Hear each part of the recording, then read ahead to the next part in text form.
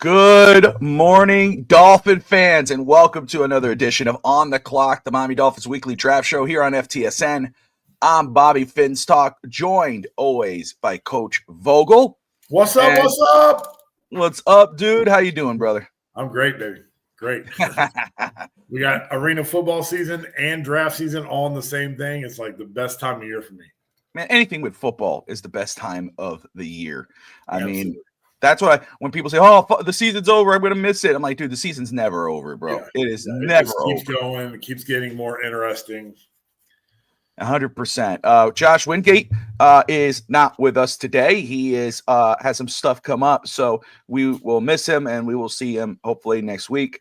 And but Coach, you were out last week, man. How was your first practice for the Yeah. Cobra? So Sunday opened up camp, and we closed camp yesterday. So we brought 35 guys to camp. 25 make the official roster. And we only dressed 21. So the easiest way for camp to happen is for guys to do stupid shit, and then they just kind of cut themselves. But which may have happened. I think we had one guy that got cut that way because he's more worried about food than making the team. But the guys made it tough on us, man. We sat in the, we brought each guy in individually and told them whether they made the team or didn't make the team, and they made it tough. They made it tough, which is good, because that means you're going to stack your with the best possible players, right? That's what you would hope the Dolphins would do. It's great. We got our first game this coming Saturday, a week from yesterday, I guess, and against the Wheeling Miners. Okay. Is it like a preseason? No, it's the season. Oh, it starts right away. Okay. Yeah, there's some teams that have done some preseason stuff, but we've linked up with an AAL2 team here in Carolina, the Carolina Predators. So that's kind of like our minor league affiliate. So guys that don't make our team, if they're I don't know if the pay is even anything where I don't even know if they get paid. I think it's more just for them to have an opportunity to get film. But that's an option, for those guys. If they're not going to get signed by somebody else, that we say, hey, go down there and play, get you some film, get some reps, especially for guys that have never played the arena game before, and they need reps and they didn't make the team. We're like, go check, go hop on that Predator roster and see if you can make that team, get some film, and then maybe you'll be up here next year. So, it's camp opens. Nobody's, we don't have those long-term contracts, sign two to a 5-year contract, whatever. It's year to year. So it's cool, man. I'm getting being a coach in arena, you kind of get the football coach, the GM, the president mix all in the same atmosphere. It's really cool to kind of get the behind the scenes stuff with the actual coaching going on day to day. Dude, that is really awesome, and truly, I know it's for me. I know for you, 100%. It's a dream come true to be involved in anything like that. Yeah. So rooting for you, brother. Put the word professional in front of it. Yes, you know what I'm saying. Like it is, and I do feel like arena gets a bad rap just because there's so many shady, shady teams that aren't well backed. Here in Carolina, we've got the head coach became the president about 3 weeks ago, just because he loves the organization, wants to make sure that we clean up our reputation. He wants to have it be the best, kind of one of those, the owner's good, the president's good, the coaching staff's good, kind of the whole that we're playing a really good arena. So yeah, we're trying to be the elite program for talent to want to come to. And the nice thing is I don't need to relocate. It's only 30 minutes from my house, and my wife's been and family have been very supportive. My daughter went to practice with me Friday night, and she loved it and running around out there taking pictures and stuff. So that was pretty cool. Well, that's awesome, man. That is awesome. And like you said, like we said, it never ends. Football does never end, because for you, it doesn't, because you got Dolphin season, you got the NFL, you got college, You jump right into arena football where you're coaching, and we got just the draft, free agency. I mean, it's always go and watching film. Yeah. And today we're going to spotlight later on. Today we're going to talk Dolphin news. There's a lot of news. The NFL free agency is right around the corner. We're going to touch on that. We're going to touch about the cap space that Miami now has freed up. And then we're going to spotlight the safety position, mainly Nick Emmanwori out of South Carolina. I mean, my goodness, he showed out at the combine. I mean, monster numbers. Just on he had a great film, unbelievable size. We're going to talk about all that. And is he a real legit possibility at 13 for Miami? But before we roll into that, we're going to get into some Dolphin news. And the first one, of course, the big one. Obviously, we know Teron Armstead restructured his contract where he took the vet minimum. So that's huge. Absolutely, it's huge because he has not made a decision yet if he's going to continue playing or not. Now, we know how great he is when he's on the field. We know how good he is when he's on the field. But that's the key word, though, is when he is on the field, because he gets hurt often. And you look at that contract situation, you're like, man, love the player. Don't love the hit. That's right. And don't love the injury history. So it's like, man, you would hope that he retires because of that mainly, or Miami moves forward, because it's like, man, you want players you can rely on, and you can't rely on Armstead's health. But he turns around because he's not ready to retire yet. And he has every right to sit there and not hold Miami hostage, sit there and have them honor his deal. He doesn't have to do what he did. But Miami, of course, McDaniel says, hey, we're going to go with the idea that we're not going to have him next year.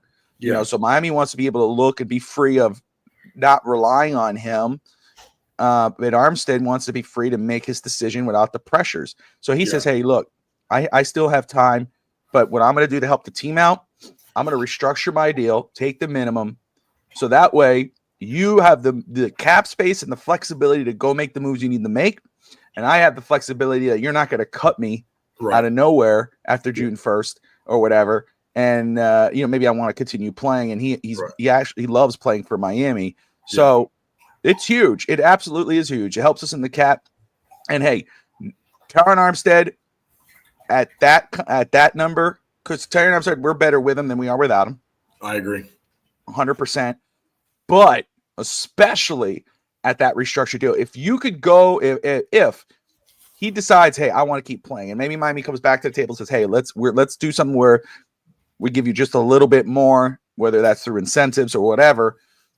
You have Teron Armstead with a Patrick Paul again, and then that's going to help you huge going into next season, rather than losing just Teron Armstead for nothing. Yep.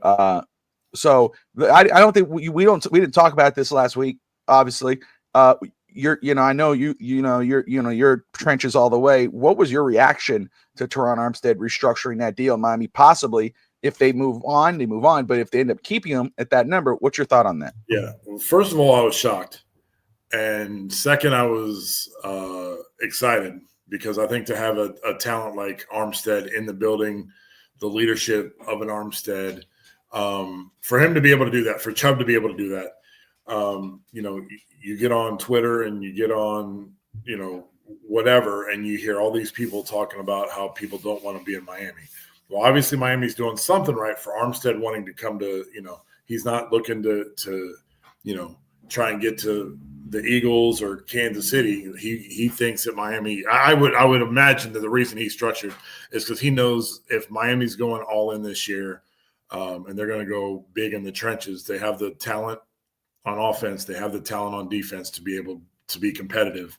And for him to be able to restructure, and for Chubb to be able to restructure, tells me that, let's be honest. When QB1 goes down, whether you're the Miami Dolphins or the Kansas City Chiefs, if your backup quarterback is not, the next guy up, literally the next guy up, then your season's not much, right? You always hope that your backup is that Tom Brady in waiting type. Yep. And that's why I feel like, I am very strong in, hey, let's let's draft a quarterback every year as a backup until one we see enough good stuff out of one to be able to hold them on. I don't like going the veteran, Snoop Huntley route because I do, like, you never know when the next hit Tua takes that you're going to have a quality starter in there. So let's find the next young guy and develop them, and then hopefully, Tua can do what he does well and show him how to process the offense, and then move around from there. Yeah, and you brought up Bradley Chubb. That's the other one. Bradley Chubb, obviously injured last year, did not play, which was a huge hit to Miami's edge rusher position. Jalen Phillips injured again throughout that process as well through the season. We lost him, but Chop Robinson showed up and showed out, which was great, And again, the big question was what was going to happen with Bradley Chubb. Would we move on? A lot of people call this trade a failure. I'm not one of those guys. I understand that point though, just because of the money you gave and what was the return so far. But he was having a very good year before he got hurt. And I think, again, just like Armstead, you're better with him than you are without him. Right. So he comes out, restructures his contract where now he got the lower number and he could earn back that money through incentives. So point to you, what you were saying there, obviously, they don't have to do this. Again, they could sit there and just take that money, or they could be moved, but obviously they love playing for the Dolphins. They love playing for this Miami voted the best organization, for the players. The players voted for best owner, best coach, best facilities. That tells you, of course, it has to equal wins, right? But still, and Miami has a lot of work to do in free agency and the draft to restructure this team to build up this roster, and they did that now with two of their veterans, playmaking, high paid veterans, taking lesser money here, and that's Teron Armstead and Bradley Chubb, and more deals could be made right now. Miami cleared about $30.4 million. 16.3 of that was Bradley Chubb. $30.4 million after altering these two deals. I think they're at 29 point something, right? Under the cap, but they could be up to 60 if some more deals are restructured. So, other news too: Javon Holland not tagged. Dolphins did not tag anybody. They did get a first refusal tag on Kader Kohu. They got a couple of I'm trying to remember the other little tags, but those ones are just I'm trying to remember who else was that. But either way, that was the one, Kader Kohu. But Javon Holland not getting tagged. Was that the right decision for you? Do you think it's good to let him go ahead and test free agency? Or would you have rather Miami tag him or try to re-sign him? I don't know that I saw enough from him last year to bang the board to re-sign him. As much as I would like to have him back because of what he did the first couple years. We've just scouted some really good safeties and DBs that that could step up if we end up losing them. So I don't know. I just feel like if you're in a contract year and you're wanting to stay with the team, that you gotta show out. I just didn't feel like I got that this year from him. I agree. That's the one thing. Like we all know how good he is and how good he can be. Yeah. The secondary struggled last year as a whole.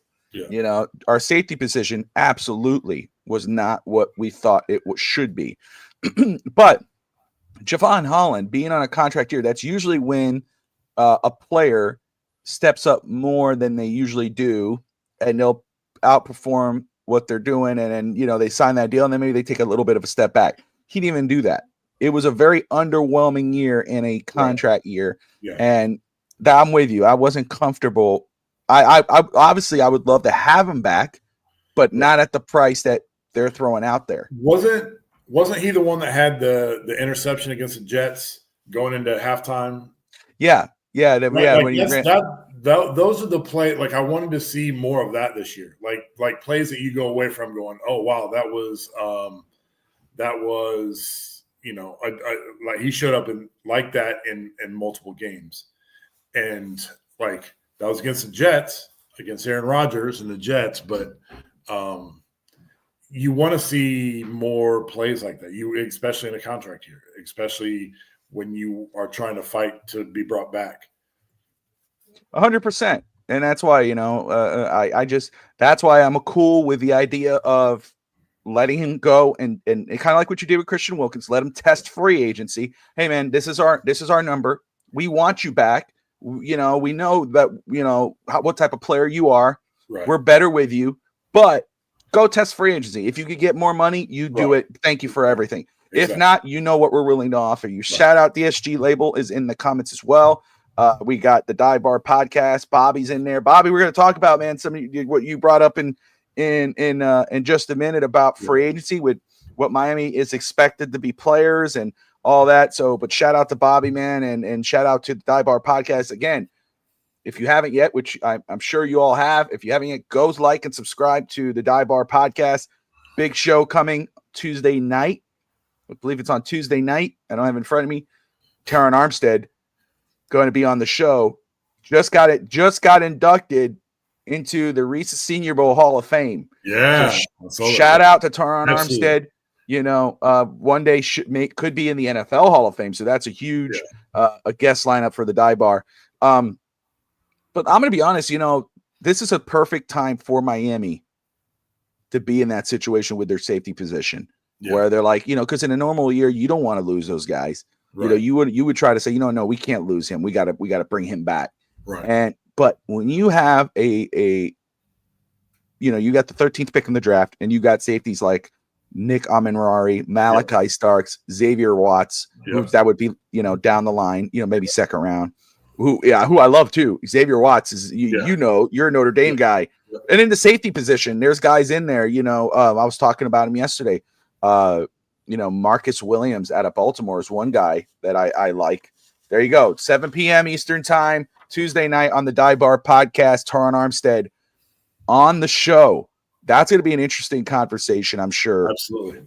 Talking about possibly his future, his career, the current Miami Dolphins right now, and maybe what his, maybe we get an idea of, is he coming back? Is he going to come back? I am really looking forward to that show to hear what he has to say. So shout out to Bobby and the crew on the Dive Bar podcast. And, and then the other one, I'm sorry, Talanoa Hafunga. I'm butchering that, I'm sure. The safety out of San Francisco. Yeah. That's another guy. So a lot of big names. Moving on to some of the rumors, the draft rumors. First off, with just free agency, now that it's around the corner, because this impacts free agency.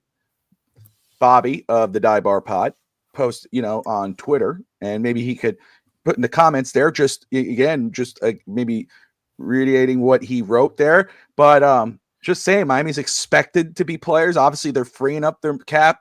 We know what type of year, Miami, the last 2 years, kind of first off, getting bounced in the first round and then just totally having a disappointing year last year. You think, the feet are on the fire with McDaniel and Greer. It's kind of like it's run it back, but not really run it back. Right. It's run it back with the core, but building this team up enough to actually try to make a run, because after this year, if they don't, it's like, hey, this is it. We got to really probably blow this up and restart, So Bobby's saying it's expected Miami to be players in free agency, and they have a couple more moves up their sleeve if needed to free up more cap. Of course, you think of maybe does Tyreek Hill restructure?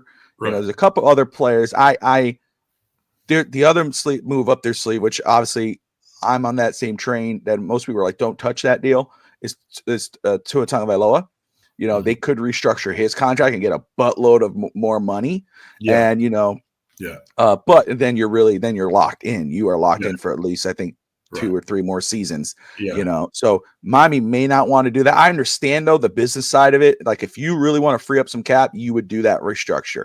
Right. And, if you have the idea of going, no, we're really going to go all in, we're going to restructure, we're going to free up a lot more cap, because we truly believe that if we do this and we build this offensive line the way we want to build it, that Tua's going to stay healthy, that we're going to go crazy next season, and we're going to make a playoff game. And no, not make a playoff game. I don't give a damn about making a playoff game. Winning a playoff game. Yeah. That's the most important thing. Winning a playoff. Yes, we know what the most important thing is, but let's be real here. Miami needs to at least win something in the playoffs. So that is pretty huge. The other one is according to Tony Pauline of Sportskeeda, and we know how some of our own crew feel about, I've heard, Josh Wingate say, hey, dude, just letting you know. But still, Tony Pauline was at the combine. He does put those out there. So we're just going to discuss it very quick. But he says, according to Tony Pauline, he says that Miami, after attending the combine, he came away getting the sense that Miami will target interior offensive line, but not with the first pick, day 2 and 3 of the draft. Yeah, that's interesting. It is interesting because we know some fans are truly hardcore on going O-line in round 1. Yeah. You and I, we are trenches, dude. I always say, I always go back to the Matt Ryan draft when we drafted Jake Long with the first pick. Yeah. Yeah. I always say the philosophy was the correct philosophy. Yeah. I don't hate on that pick. I don't hate on Bill Parcells. It didn't work out. But to me, I would have done the very same thing. Jake Long was a beast. You need to set the tone in the trenches. You build from the inside out. Well, got it. You got that draft right. It's just all the drafts after that when you didn't have a stud quarterback, right? That's right. It was a good concept. Go Jake Long in the first pick. Okay, hey, when we're watching Jake Long, we really like that kid, his quarterback. Let's go ahead and get him in the second round. Yeah. That's fine. Now when he came in and maybe he shows just enough but not enough, that's when you go, okay, let's go ahead and get another guy. Yeah. And then of course they went Chad Pennington. It was the right idea. Think about that. They went Chad Henne, and then they go and picked up Chad Pennington after he got off the Jets because they had Josh McCown was supposed to be the guy. Yeah. So the Dolphins had the right idea. So I'm not against going O-line at all in the first round. However, for me, my pick at 13 would be BPA. So it doesn't surprise me. Yeah, I'll settle for knocking out Buffalo, but that would be the best thing, knocking Buffalo out. What's up, Raphael? Good morning. We got about right now, everyone who's dropping in, we got about 63 people tuning in from Facebook, Twitter, YouTube, X, Facebook. If wherever you're watching Twitch, we appreciate you tuning in. Good morning. You're watching On the Clock, the Miami Dolphins Weekly Draft Show here on FTSN. Got Coach Vogel and myself. Josh Wingate is out this week. We'll see him next week. But it is interesting, but I get it. And how can Miami justify not going O-line in round 1 is if they go through free agency. We discussed this morning, Coach, on Twitter, is which my preference would be, go into free agency, try to address mostly all of your needs, the majority of your needs. So that way, when you go into free agency, when you go into the draft, you could go BPA. Yeah. If Miami could come away from free agency, and let's say at the guard position, there's a few of them, right? The popular names, Will Fries, Trevon Jenkins out of Chicago, James Daniels out of Pittsburgh, Tomlinson, who has some experience, who had experience with San Francisco. He's a veteran. But for let's say Miami comes out of free agency and they bring in Aaron Banks, right? Guard out of San Francisco. Mm-hmm. And then Patrick McCarry, guard tackle out of Baltimore. Mm-hmm. And you could, plug and play. Those are two guys that will, that I think that then you go down, you're not hogtied to go O-line in with the first pick. You know what I'm saying? Yeah. So that would be best case scenario for Miami in the O-line. Of course, any of the other guys, of course, you're happy with. You bring up any of these names. Is there any name in particular with free agency? You got Will Hernandez, Will Fries out of Indiana. Indianapolis, excuse me, Matt Pryor, Chicago, Jenkins, Chicago, Pittsburgh, James Daniels, Brandon Scherf, Jacksonville. There's a few of them there. But is there any name in particular for you, Coach, that you see that's coming on into free agency that you're like, man, I would love to see this guy in Miami? How much money is too money? Because the one guy that I've been high on since he got into the league was Brandon Scherf. I was in a heartbeat, but that's a $16 million tag, I think, if I saw that right. But there's several guys on that list. So, I would be ecstatic with Scherf. But, any of those guys, James Daniels from Pittsburgh, Mekhi Becton, who just won a Super Bowl championship, having guys that, there's another one that played for the Eagles too, I think, that I can't think of what his name is off the top of my head. But, guys that have that championship pedigree to bring into the house would be amazing. And Becton was, I think, Jets drafted him to start at tackle, and it didn't work out. And then it went to what? A player didn't work out with the Jets? Are you kidding?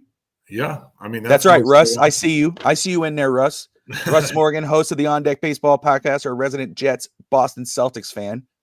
That shows you the type of person I am. No, I'm just That's playing. right. It's all good, Russ. It's all good. Petty. Nobody's perfect. Petty like that. But Becton is interesting for sure. Yeah, and again, that gives you the flexibility because he has experience at tackle. But you can move him out the guard. Jenkins, again, I know a lot of people are in on Jenkins out of Chicago. He's young, but I think, you know what I mean? You said how much money is up too much money, for a player. But I think with the O-line, you could afford to go deep into your pockets, especially if you free up enough money. My perfect case scenario is if you go, let's say you go in Aaron Banks and a Patrick McCarry or a Jenkins, you go 2 O-line. Right, because you need a swing tackle because Kendall Lamb could be retiring. We don't know what's going on with him, or he might go elsewhere. He was kind of that guy, but he struggled last year. Yeah. If you get one of those 2 guys, you go Jenkins, Daniels, you Scherf, Becton, McCarry, whatever. You go at least with those 2 guys, and then you turn around in the draft, and let's say day 2, Tate Ratledge, who we know Josh Wingate loves. We think he's a monster. You know what I mean? He has the first off the name, the look of an offensive lineman. Like, you go in the draft and you free agency, you leave it with 2 of those guys on O-line, and then you go into the draft and you, in the second or third day, you take a Tate Ratledge or a Zabel or whomever in that second, third pick in the second, third round. Holy crap, look at your O-line at that point. You're going to next season with possibly, if he comes back, an Armstead, right? Or a Patrick Paul, depending if you believe in him. Patrick Paul, let's say go Armstead, let's say, Tevon Jenkins, James Daniels, whatever, any of those guys there and that veteran guy, right? Aaron Brewer, Tate Ratledge, Austin Jackson, and then you go in that back end. Of course, you need to fill out that depth because that's what's more interesting. It's very nice when the front part is great. You need the back ends too.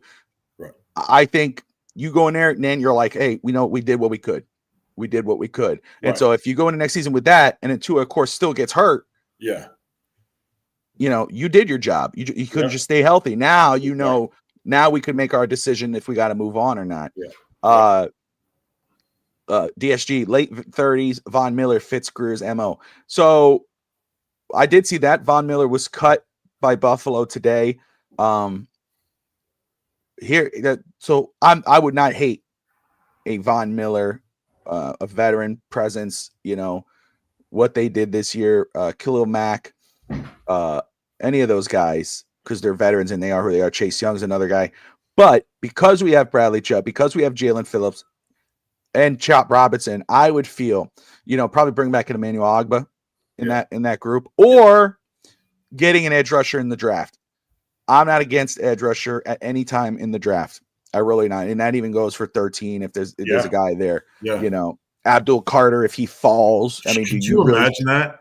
Oh. Can you skip him? Would you say no? Thank you. That's no. If he fell to 13, that's best player available. He is 100%. 100%. Yeah, he's You know, 1A, and that's it.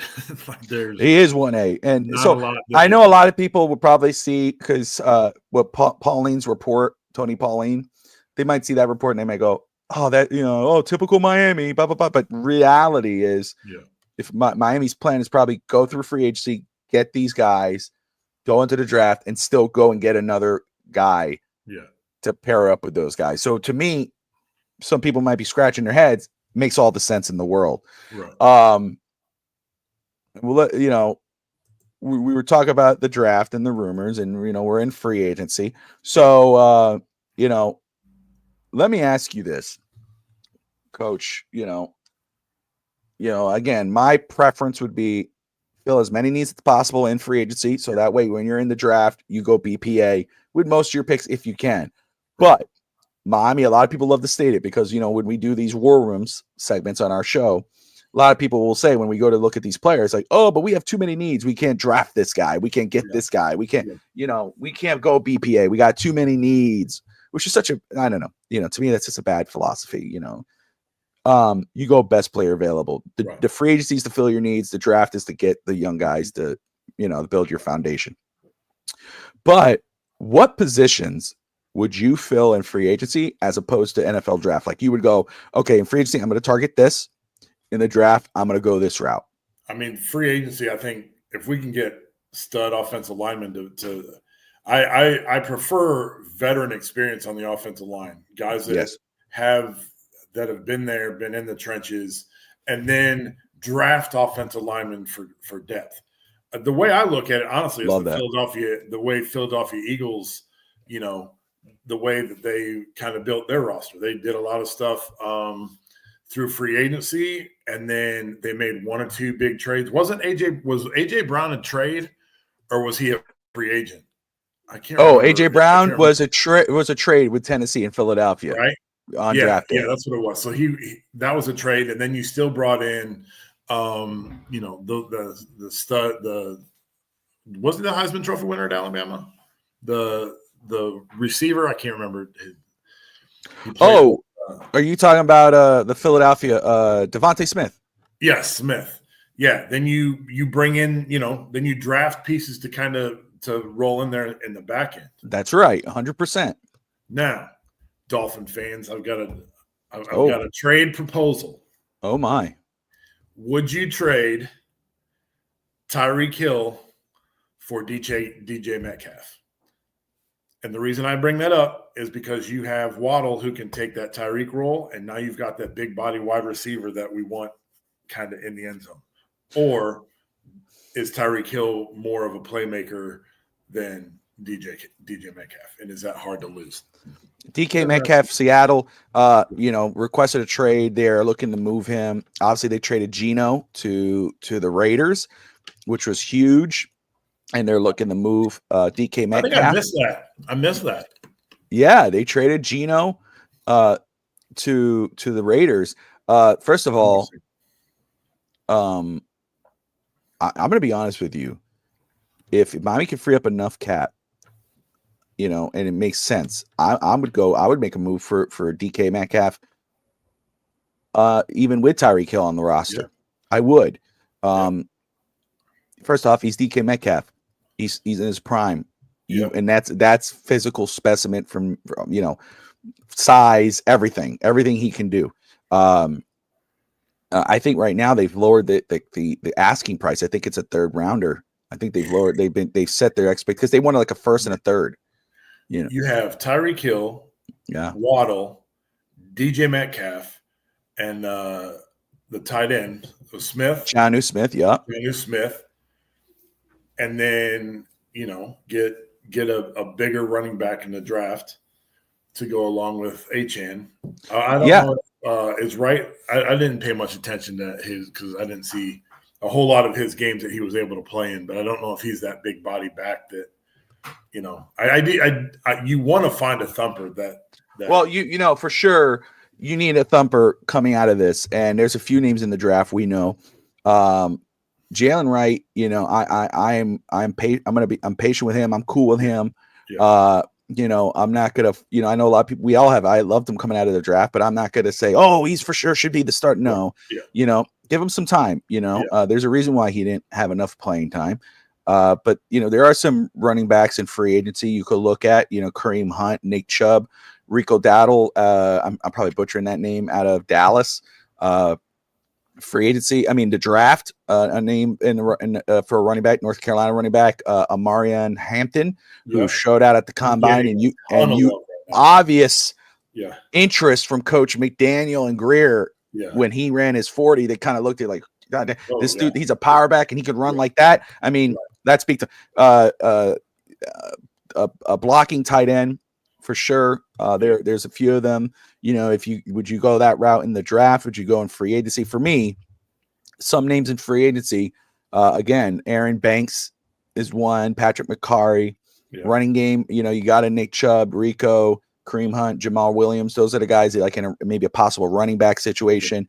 Quarterbacks, I'm not against drafting a guy in the mid rounds. Right. However, a veteran guy, obviously the popular name is Russell Wilson.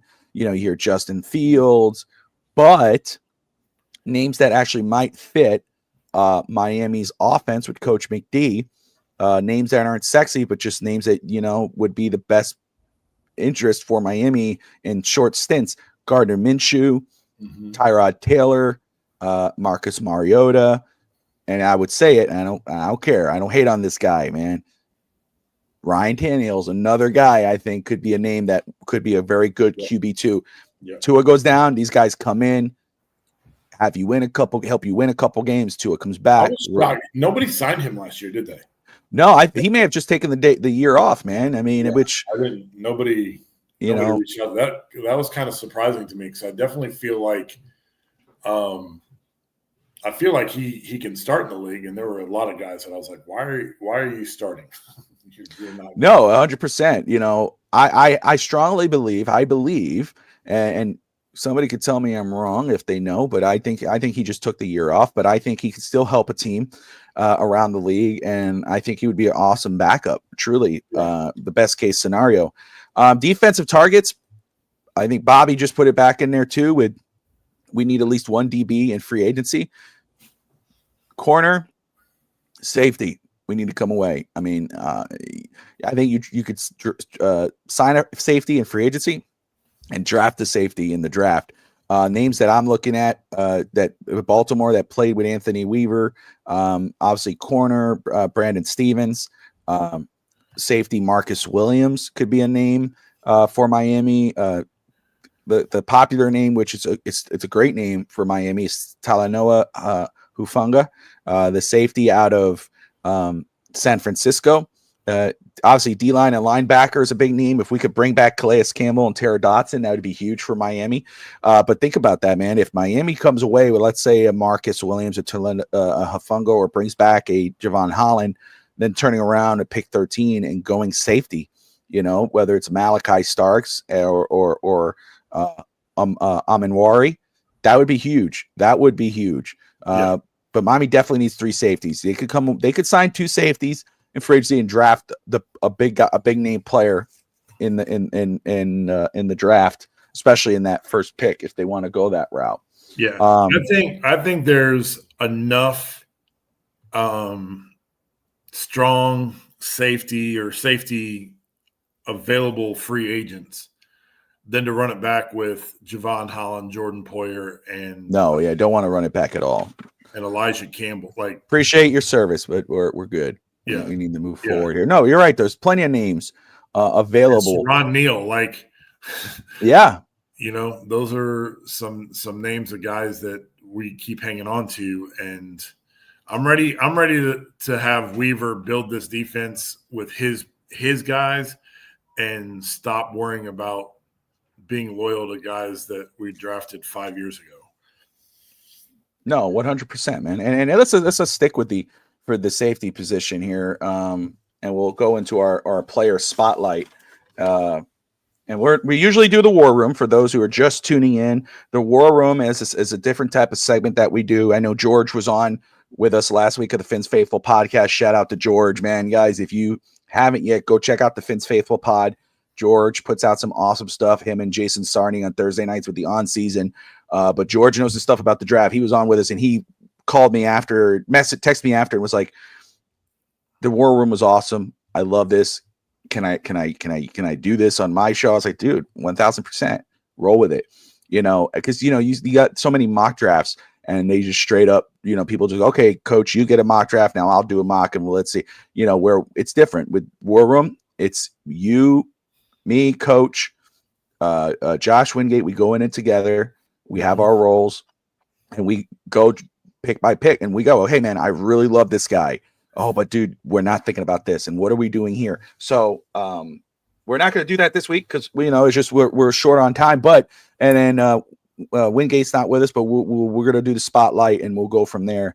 But next week, tune in. We'll have another edition of the War Room, and go from there. But player spotlight. So a name that made a name for himself in the combine, but a popular name amongst Dolphin fans. You got Malachi Starks. Some of these names at safety. First off, Malachi Starks, Xavier Watts, Sebastian Castro, Billy Bowman, Malachi Moore, Ransom, Kevin Winston, Mukumba out of Texas, and Nick Emmanwori. First of all, Nick Emmanwori, 6'3", 227. Last year, 88 total tackles, 4 interceptions, 2 touchdowns, 2 pass deflections. He had 2 interceptions in Oklahoma, 1 interception each at LSU and Kentucky. At the combine, ran a 4.38 on the 40, had a 43-inch vertical jump, 10 yards. Let's see here. I messed that one up, but he had 1.49 broad jump, 11.6, and then he repped 20 bench presses. Production score, he was first amongst all safeties, 82 production score. Athleticism scored a 91. Total score was 81. Compared to his counterpart, Malachi Starks, who ran 4.5 at the 40 on a 10-yard, 1.51, 33 vertical jump, was 78 production score, which was second among safeties. Athleticism score, 67. That was the 19th ranked in safeties, and in 78, which is second. So Nick Emmanwori, man, I put on his film, coach, and I came away obviously with a first round grade. Again, 6'3", 227. Went to Armo High School. I just, you watch him. What I saw was a player. He's a physical specimen, linebacker size safety who has the range and ball skills of a wideout, elite motor, closeout speed, versatility to be a chess piece on any defense, a punishing tackler who will make receivers think twice before catching the ball. He's a little inconsistent on the run support. He could get locked up by blockers going head on rather than just moving past them. He has the skill set to do it, but to me, it looks like he's relying on his physical strength to try to, blow by them rather than just use, technique to get past them. The more I watched him, because, obviously, you go safety, you go, do I really want, do we go safety at that spot? But when you see the size, you see the numbers, you watch the film, this guy is an absolute possibility and should be considered at pick 13 for Miami. He is for sure a BPA type of player, where that if he's sitting there, you can't ignore him at that point. What do you think of Nick Emmanwori? You know me, it's hard for me to watch film on DBs and stuff because I want like immediate impact type things, and you watch film of DBs, and if they're really good, they don't get thrown at, right? So they're just covering something, they're running downfield, and they come up next play and they're running downfield. But when I get to that spot, I'm like, all right, let me turn on a different tape, or let me check out stats. For me are always big.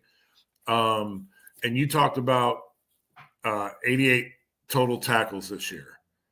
Of the 88, 57 are solo tackles, and of the 57 solo tackles, most of those are probably in the open field. So that tells me that he's a pretty good yeah, tackler, he is, right? man. Yeah. kind of, in my eyes, him, Malachi Starks, and Xavier Watts are my top 3 safeties on the board. And when you look at those guys, they all have very similar numbers in a way.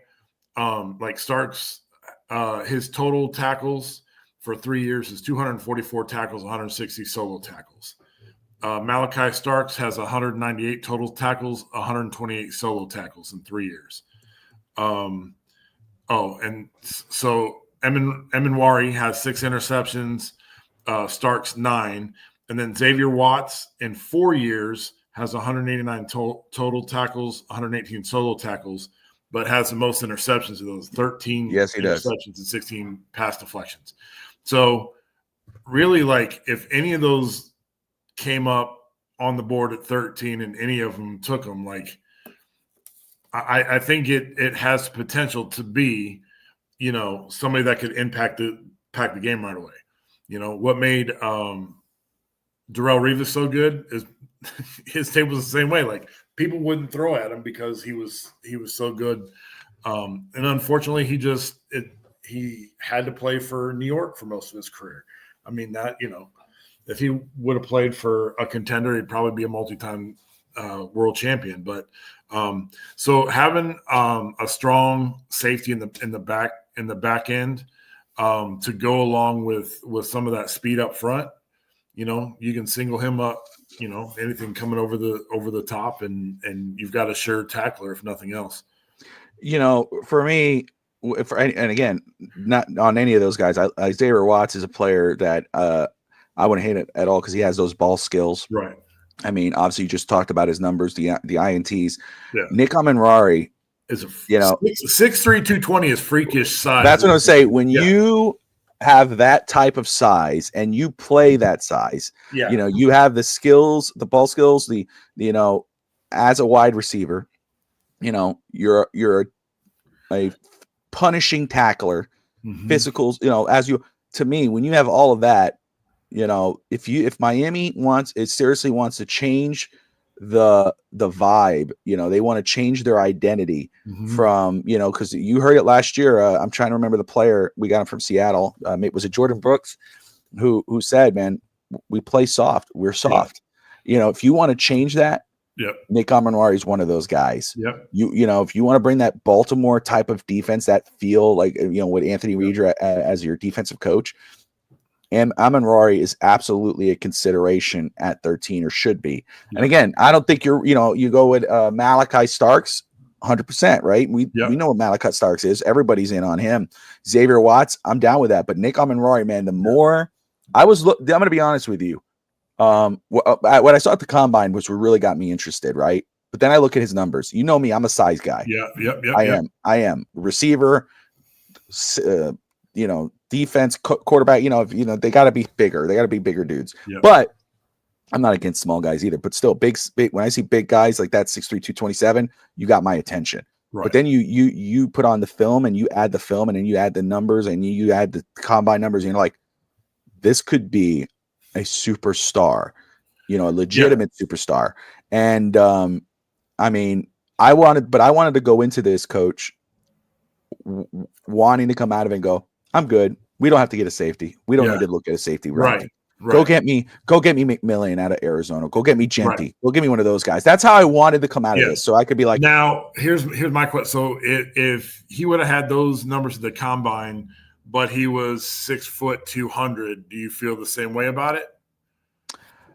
Do you feel as freakish, or is it the size that kind of size is a selling point? Because again, when you are like that, but yet you put up that production, not just at the combine, but during the season.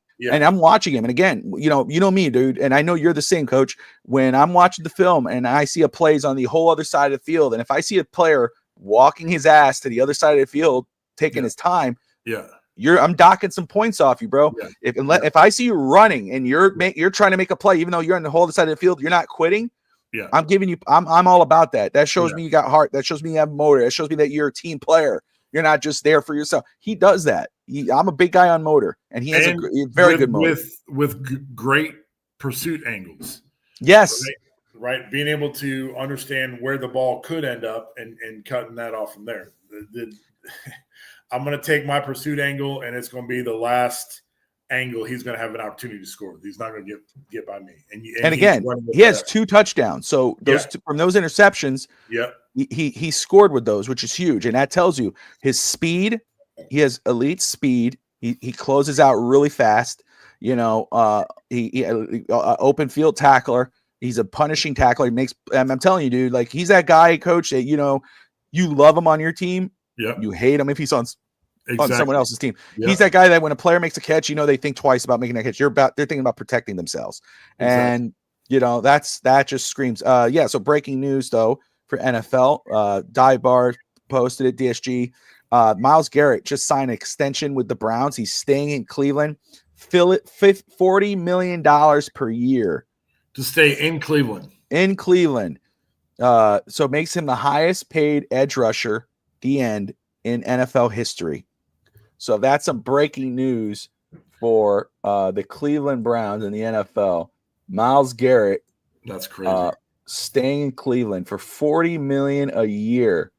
He gambled and it paid off. But so look at that. Max Crosby got 35.5 from the Raiders to stay in Vegas. Yeah.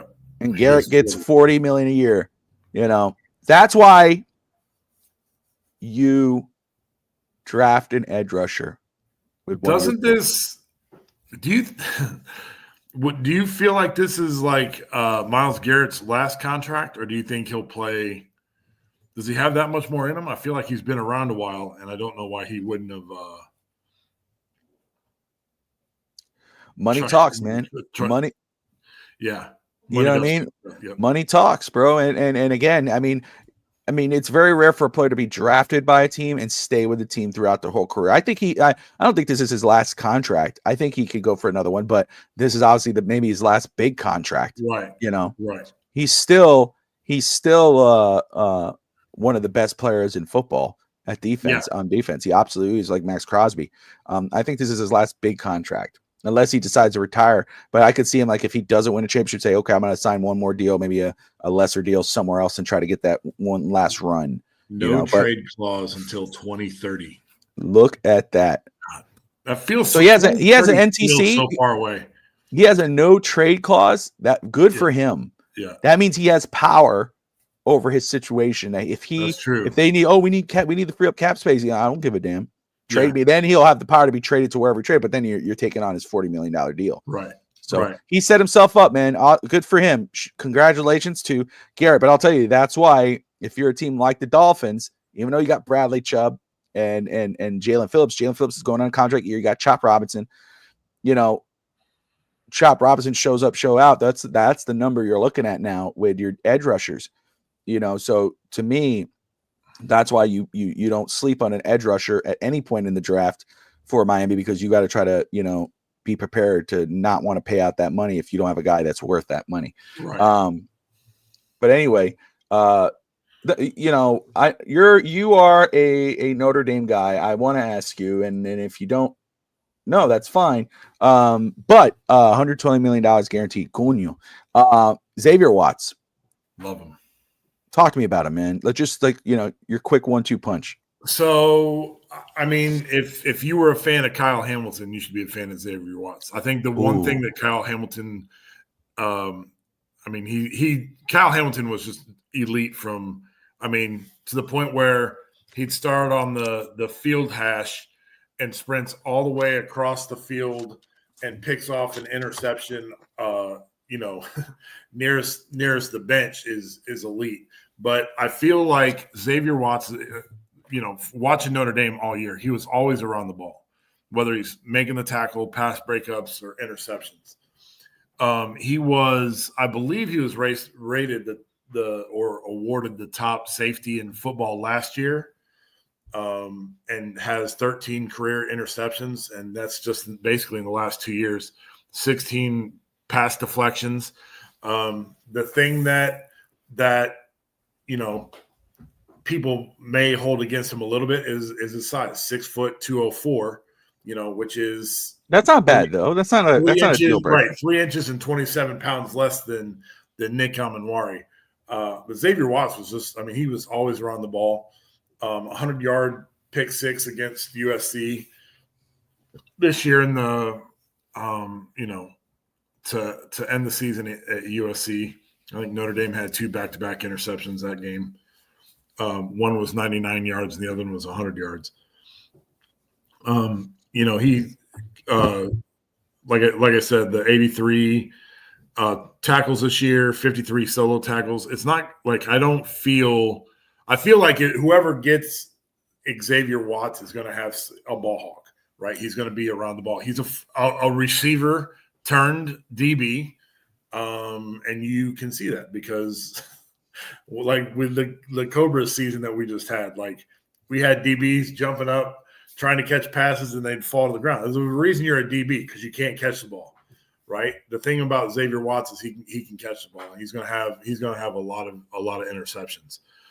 Especially, if he goes second or third round, he's going to end up on a team like Philadelphia or Kansas City, and he's going to have, multiple championships. He's one of those Notre Dame players that was really good at Notre Dame and ends up on, but not good enough to go top of the draft. So they end up being on good teams and end up getting in the playoffs and all that stuff. So, like I said, those three, I don't think you go wrong with any of the three. Emmanwori is definitely a freak of nature, though. He's kind of like he kind of reminds me, honestly, he reminds me of DK Metcalf. DK Metcalf was that freak wide receiver that nobody, he didn't do real well in college, but he's got that elite speed. He chased somebody, I don't remember who it was, intercepted the ball near the goal line, and he chased him down just shy I remember of the that opposite goal line. Yep. And Motor. I think that's the type of player that Emmanwori can be. Yeah, man, I'm all aboard the Emmanwori train. He is someone who there's other players, obviously. I'm talking about at 13. I am absolutely, if he's there, he's one of those guys that has to be considered. Right. But again, what matters first is free agency, and we are right there. Is it tomorrow? The start of the tampering period? Is the tampering period tomorrow? I mean, haven't they Wednesday's already been tampering? It feels like they've already been tampering. Like damn well they've already been tampering. You know what I mean? You'll be getting those type of deals as soon as it hits that hour. You're gonna see, so and so has agreed to a deal. Yeah. Wasn't it like we got penalized for supposedly tampering with Tom Brady, and now Tom Brady was, made it well known that he wanted what's his name from the Rams to come to Oakland. Yeah. Richard Keys, football players that can't block, catch, or tackle. How is that football? What are you talking about, Richard? I'd love to know what you're talking about. I know we're not talking about Nick Emmanwori. We're not talking about Emmanwori. Yeah, are you having another conversation? I just said I can't see solo tackles, right? Yeah, I don't know. I was about to wrap up, but now I would love to know who we're talking about, Richard. And let me just say, shout out. Who can't catch or tackle? Yeah, shout out to everyone who's watching right now, though. Close to 100 people here watching to the Miami Dolphins on weekly draft show on the clock here on FTSN with Coach Vogel and myself, Josh Wingate. Usually on Sundays, 11 a.m. Eastern time, weekly here on the channel until maybe right after the draft because we review the draft and everything else. We appreciate you all tuning in. We really do. If you haven't yet, hit that like and subscribe button. But Richard, when it comes to somebody like a Nick Emmanwori who can catch and tackle and run, has the motor. Yeah. He could do it. Blocking, he doesn't play offensive line, so you can't be talking about him. Yeah. But either way, I appreciate you watching. DSG as always, brother. Coach, wrap this one up though. What's any final thoughts before we close this one out, my man? I mean, it's our favorite time of year, man. This is our Christmas. I enjoy every part of it. Love watching the film and hearing about how guys,